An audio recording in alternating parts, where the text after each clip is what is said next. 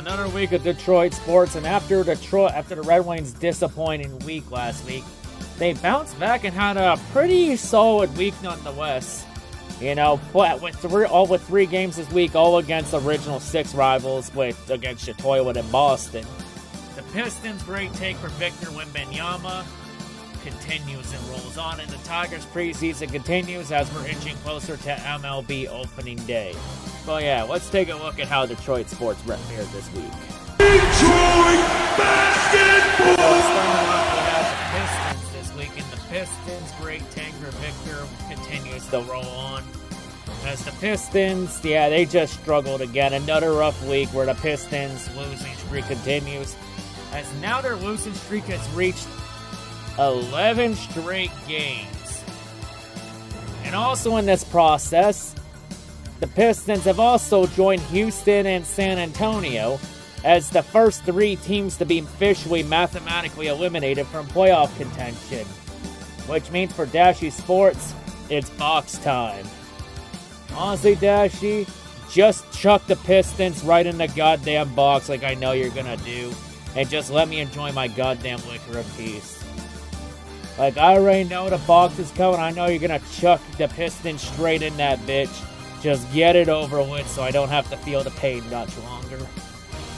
But yeah, honestly, this being one of the first teams eliminated and having an 11-game losing streak, this ought to be enough to get fucking Dwayne Casey fired. Like, I'll be honest here, if Dwayne Casey somehow comes back next year, I will lose almost all confidence in Troy Weaver and the Pistons front office. Like, I want to say the Pistons have a bright future because, you know, we got players like, you know, Kate Cunningham and we got Jane Ivey, and we're going to get another talented player in the draft this year, but it's going to be tough to take that kind of future serious when you have a bad coach in Dwayne Casey that needs to go. But yeah, and also, with 11 straight losses, Pistons, you know the whole point of intentionally tanking is to make it look less obvious, right? Yeah, why are you making it look too damn obvious? Because you do know about those rumors going around that the NBA and NHL and MLB, they tend to use the draft lottery to punish teams for intentionally losing. And yeah, let's be honest, I've given much thought, as much as I want to wish for Victor Wembanyama to become to the 3-1-3, it's probably not going to happen. There's no way the league's going to probably give Detroit the lottery for the second time in 3 years. And judging by the Pistons' attempts to intentionally tank to win the draft lottery and get a top pick, the Pistons are probably going to get shafted the hardest in the draft lottery. I think the Pistons, like, we can dream for Victor Wembanyama all we want, but let's be honest, the NBA is going to fuck the Pistons over in the draft, and we're probably going to get shafted to probably, let's say, the 5th overall pick. We're probably going to end up getting the same treatment that Detroit Red Wings got in the 2020 lottery when the Wings got fucked from Alexis Lafreniere. That's probably what's going to happen. I've seen this song and dance before, and I know how this ends. But we can all dream about Victor Wembanyama coming to Detroit, right? But yeah, please just win at least one fucking game and stop looking. At least show that you're not intentionally losing, for fuck's sakes. Like, this is usually why I'm against fucking tanking. You know, because, you know, I played sports in the past, so, you know, when you play, you don't play to lose, you play to win. And, you know, if you're intentionally losing all the time, you're, one, creating a losing culture, and two, it can end up developing bad habits to players. Like, it's just a bad look for the team and the organization, the fan base overall as a whole. You know, it's why I'd rather just go out and win games, you know, and hope to God we get lucky in the lottery. But yeah, you know, just a tough week for Detroit sports. And then to the Tigers for spring training, they had some pretty solid showings here, you know. They had some really good offensive games this week. Now, defense has been the equivalent of boom or bust. Like, one moment the defense looks good, next moment it turns into fucking goop. But, you know, it is preseason, so it's not surprising that we've seen a bit of inconsistency there since the teams are let's be honest, spring training is just testing and tuning for the regular season. As we're getting closer and closer to opening day. with the Tigers season opening at the end of March against Tampa Bay. So yeah, opening day is close, slowly catching up. We're slowly getting closer to opening day in MLB season. As we find out what kind of ways are the Tigers going to break me this year in this rough summer. Thank God I do plan on going to a couple Tigers games this year, though. I am going to throw that out there. You know, I will have some vlog content though in the summer to help ease this pain. Because, yeah, we still got to wait a long time for Detroit Lions season to start back up. But yeah, just Tigers, you know, not much to say. You know, it's preseason. Like, let's be honest, anyone that takes preseason too serious needs to reevaluate their life choices. And now to the Red Wings. The Red Wings, that last week, we do not talk about last week. Less said about how embarrassing last week was, the better. Where the Wings just completely shit their pants and shit the bed on their chances at making the playoffs, which was fucking embarrassing. And of course, this week, they entered this week on a 6-game losing streak. But that streak was immediately snapped their first game of the week when they faced off against Shitoylik. And despite struggling against Shitoylik for much of the parts, like seriously, how the fuck are you struggling to the Shitoylik Shithawks this year? Like, the Blackhawks are fucking awful this year. Like, the Blackhawks are fucking tanking to get Connor Bedard. And Judah Tribe, your Hawks can tank as hard as you want for the first overall pick, but let's be honest. The first overall pick is probably going to fucking Arizona. Just so Gary Bettman has an excuse to keep the fucking Coyotes in Arizona, instead of relocating them to fucking Houston like they should fucking do. But hey, even though we struggled, you know, we still won the game somehow. But, you know, hey, that's part of learning a rebuild. You know, trying to find ways to win games you have no business or no chance in hell at winning. You know, the Wings found a way to win a game that they probably should have lost to Chicago. And they found a way to win it. So, hey, good to them there. And then, you know, they had the weekend series against Boston. Losing in Boston, even though that's not really surprising.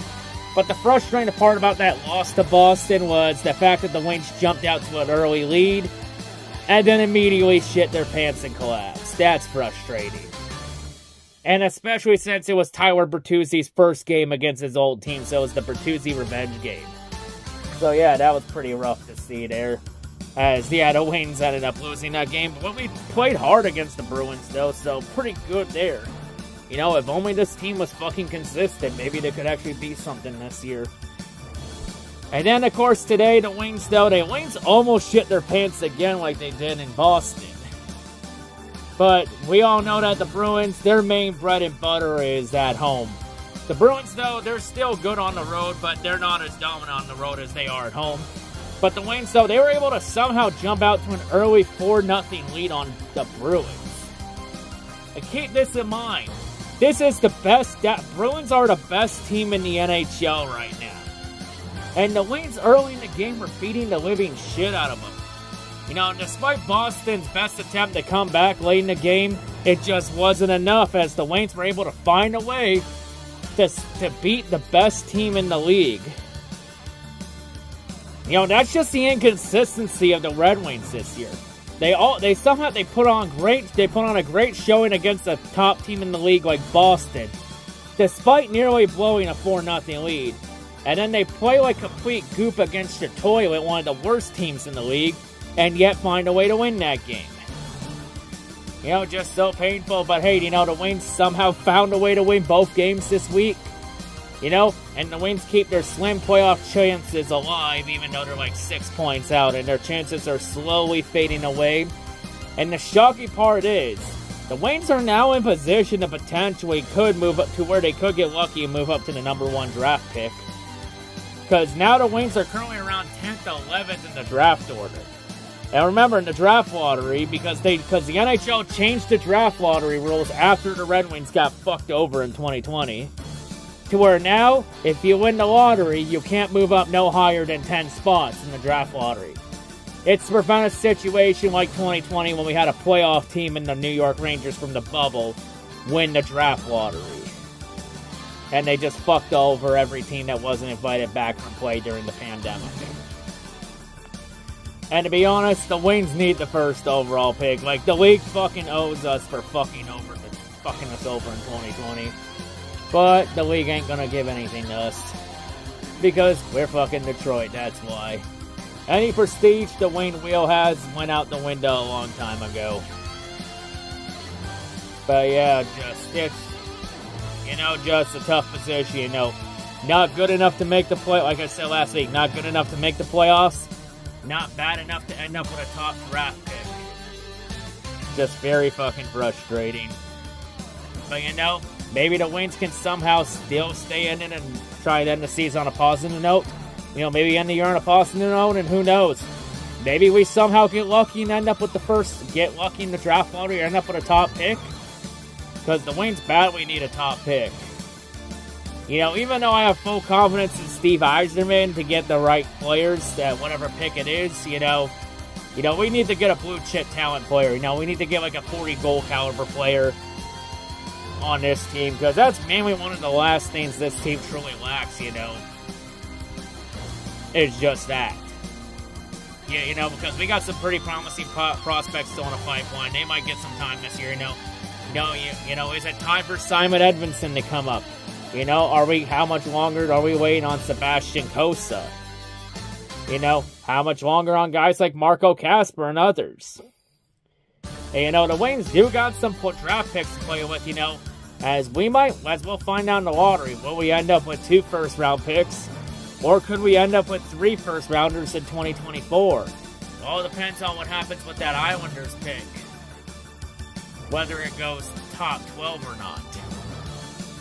But yeah, a lot more will be answered as we're getting close to the end of the season, as we're entering the final sprint to the finish, with about a month remaining in the season, because the season ends in mid-April. But yeah, the countdown is on. Do the Wings think they can actually make the playoffs this year, or is it just a pipe dream? Tune in to find out. But yeah. And the good news is, there's going to be more than just this content, since NFL free agency starts this week. And I will be doing a Lions free agency recap video near the end of the month. Once all the moves and all that is all done and all calm down a bit. So I will do that there. And I'll start some NFL draft previews, hopefully within the next week or so. To address some of the big needs the Lions have on the draft board. And really, the Lions draft board really is kind of it's kind of get changed up a bit, because you had Chicago trade the first overall pick to the Carolina Panthers. And we already know the Panthers are probably going to go Bryce Young or C.J. Stroud with that pick.